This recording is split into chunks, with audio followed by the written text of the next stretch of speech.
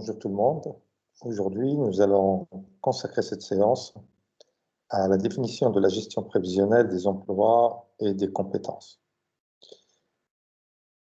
La gestion prévisionnelle des emplois et des compétences est un ensemble d'approches, de méthodes et d'outils qui vont permettre à l'entreprise de planifier ses besoins en ressources humaines sur des plans quantitatifs et qualitatifs, tout en mettant les politiques RH nécessaires pour les satisfaire. Alors, comment nous pouvons interpréter cette définition? Nous allons voir premièrement que nous parlons en matière de gestion prévisionnelle des emplois et des compétences en des termes quantitatifs et qualitatifs. Nous avons vu la dernière fois que quand nous parlons en termes quantitatifs, nous voulons parler des effectifs de l'entreprise et que cela renvoie à des questions liées au dimensionnement des différentes unités de l'entreprise, ses structures, services, usines, équipes commerciales, etc. Et quand nous parlons en termes qualitatifs, eh bien, nous parlons en termes de compétences, connaissances, savoir-faire et aptitudes nécessaires pour occuper les emplois qui existent au sein de l'entreprise. Alors, sur cette base, si vous voulez, et comme le fait remarquer un auteur qui s'appelle Bernard Martori, eh bien, la gestion des ressources humaines ou la gestion prévisionnelle des emplois et des compétences, elle est là pour répondre à 3 questions. La première question, c'est avec combien devrons-nous travailler à un horizon temporel? T+3 ou T+5.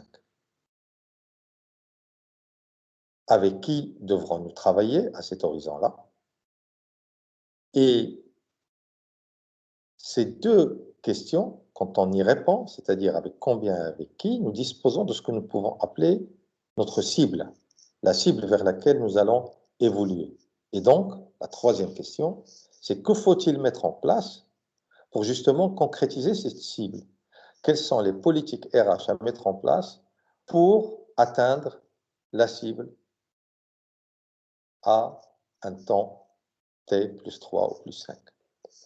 Alors, je dis bien sur le plan temporel, donc T+3 et +5, parce que nous planifions à un horizon. Historiquement, la gestion prévisionnelle des emplois et des compétences, quand elle est apparue, à la fin des années 60, début des années 70, notamment aux États-Unis, puis avant d'arriver vers l'Europe et le reste du monde, eh bien, la gestion prévisionnelle des emplois et des compétences, on l'appelait autrement. On l'appelait la gestion prévisionnelle des ressources humaines, ou ce qu'on appelait à l'époque la GPRH. Cette gestion prévisionnelle des ressources humaines, elle s'inscrivait dans une logique essentiellement d'optimisation. Pourquoi? Parce que à cette époque, on est à la fin de ce qu'on appelle les 30 glorieuses. Donc la période que les entreprises ont vécu entre 1945, la fin de la Deuxième Guerre mondiale, jusqu'en 1973, c'est-à-dire la crise économique et pétrolière. Et une fois cette crise est apparue, donc une crise qu'on a appelée la déflation, c'est-à-dire à la fois une inflation et une décroissance, eh bien, une fois cette crise est apparue au début des années 70, les entreprises ne pouvaient plus garantir la sécurité de l'emploi. Et en même temps, elles ne trouvaient comme moyen pour optimiser les effectifs et leur masse salariale que le fait de mettre en place un dispositif qui permet de planifier la gestion des ressources humaines comme on planifierait n'importe quelle autre fonction au sein de l'entreprise, c'est-à-dire comme on pourrait planifier les achats ou la gestion financière ou la gestion commerciale, etc., etc. Eh bien, dans ce cadre-là, il y a eu effectivement la remise en cause de ce qu'on avait appelé avant le pacte fordien. Ce pacte fordien qui consistait à dire, tant que les salariés amélioraient leur rendement, eh bien, ils pouvaient améliorer leurs revenus et non seulement sauvegarder leur emploi. Mais là, avec le début des années 70, eh bien, ce pacte a été rompu, notamment par les employeurs et sur la base de la mise en place d'une gestion prévisionnelle des ressources humaines. Cette gestion prévisionnelle des ressources humaines, dans l'esprit des gens, a été au début synonyme de plan de restructuration et aussi, parfois, de licenciements très massifs. Mais pourquoi? Parce que au début, la gestion prévisionnelle des ressources humaines s'inscrivait essentiellement dans une logique purement quantitative, ou essentiellement quantitative. Et les horizons de planification étaient des horizons, on va dire, à long terme, voire à très long terme.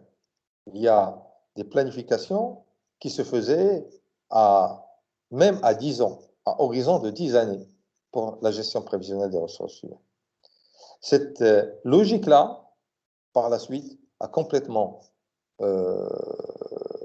disparu pour faire place, à partir des années 80, à une gestion prévisionnelle plutôt des emplois et des compétences du moment que nous avons commencé à prendre en considération plus le volet quantitatif,